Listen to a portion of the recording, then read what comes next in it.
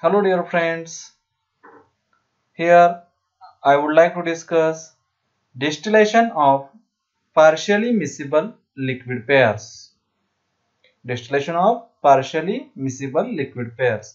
Partially miscible means having limited miscibility. Having limited miscibility. Such liquid pairs are called partially miscible liquid pairs. Now here we have to discuss distillation of such a partially miscible liquid pairs. For this, consider a mixture of two partially miscible liquids, for example A and B. Partially miscible liquids A and B. There will be two liquid layers. Partially miscible असल्यामुळे काय होतील? दोन layer तयार होतील. One being a solution of A in B. पहिल्या layer मध्ये काय असेल? Solution of component A in B and the other consists of solution of B in A. Due to partial miscibility, we have two standard solutions, solution of A in B and second solution of B in A. The distillation behavior of such a mixture can be understood better by the application of Gibbs phase rule. म्हणजेच असे जर partially miscible liquid असेल तर त्यांचं distillation कसं केलं जाऊ शकतं हे आपल्याला गिब्स फेज रूल वापरून स्टडी करता येईल किंवा एक्सप्लेन करता येईल. And the equation for Gibbs phase rule is F is equal to C minus P plus 2 where F is the degree of freedom, C is the number of component and P is the number of phases. So by using this Gibbs phase rule we explain the behavior for distilling partially miscible liquid pair. In this case, the number of component C is 2. Number of component आपल्याकडे binary mixture आहे A आणि B चं, त्यामुळे number of components किती आहेत? 2 and number of phases is 3. Number of phases 3. कशांती तीन phase झाले पहा? 2 liquid phases and 1 vapor phase. दोन लिक्विडच्या वरती जे इक्विलिब्रियम मध्ये वेपर असणार आहे त्याची वेपर फेज झाली. अशा मिळून तीन फेजेस झाल्या. दोन liquid phases and one vapor phase.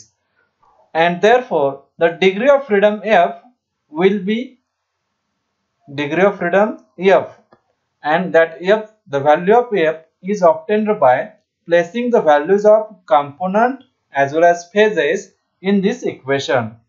See here. The degree of freedom F is equal to C minus P plus 2 which is equal to 2 minus 3. 2 काय झाले? Number of components. Component A आणि component B. 2 minus 3. 3 काय झाली? Number of phases. Number of phases 3 कशासाठी सांगितलं आपण? दोन liquid pair, दोन लिक्विड्सच्या दोन लिक्विड फेजेस आणि वेपरची एक phase. So 2 minus 3 plus 2 which is equal to 1. Now F म्हणजे डिग्री ऑफ फ्रीडम F ची व्हॅल्यू 1 आली. याचा अर्थ काय? तर in other words as long as the two liquid layers are present, तिथं जोपर्यंत दोन लिक्विड लेयर आहेत. कोणते दोन liquid? Solution of A in B and solution of B in A.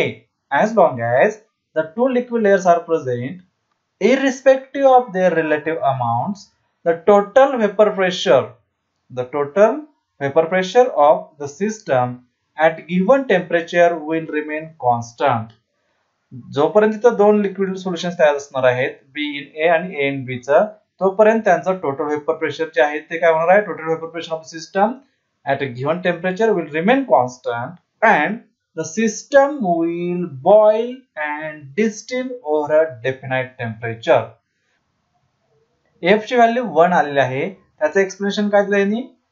जोपर्यंत तिथे दोन लिक्विड लेयर्स असणार आहेत तोपर्यंत तिथलं total vapour pressure at a given specific temperature remains constant and the system will boil and distill over at a definite temperature as because the degree of freedom is 1.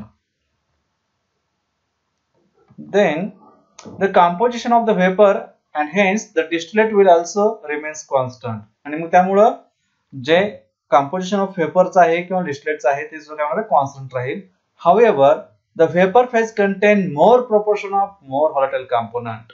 म्हणजे vapour phase मध्ये vapour phase मध्ये maximum composition किंवा maximum proportion कोणाचं असेल तर मोर व्होलेटाइल components असेल than the liquid phase. Therefore, the relative proportion of two components in the residual liquid will change. आणि त्यामुळे मग रेसिड्युअल लिक्विड आणि वेपर ह्याची जर तुलना केली आपण तर वेपर मध्ये मोर व्होलेटाइल कंपोनेंटचं प्रोपोर्शन जास्त असेल. त्यामुळे relative proportions of two components in the residual liquid will change. Example, the proportion of less volatile component in the residual liquid will increases as the distillation proceeds.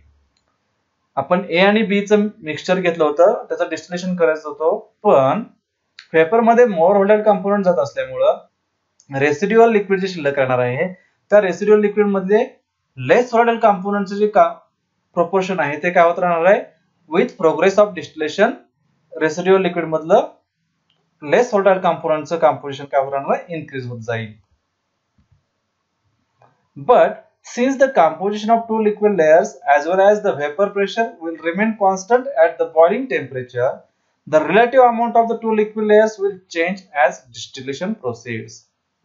As distillation proceeds, the relative amount of the two liquid layers will change. This process or state of affairs will continue until one of the two liquid layers is completely disappeared. म्हणजे तिथे जे दोन liquid layers तयार झाले होते solution of A in B and solution of B in A ती जी state of affairs आहे will continue until one of the two liquid layers is completely disappeared. म्हणजे त्यापैकी एक लिक्विड लेयर जो आहे एक सोल्युशन जे आहे तो कम्प्लीट डिसअपियर होतोय म्हणजे डिस्टिल आउट होत नाही तोपर्यंत विल कंटिन्यू होत राहील. When only one liquid layer remains in the distillation flask, the number of phases will becomes 2.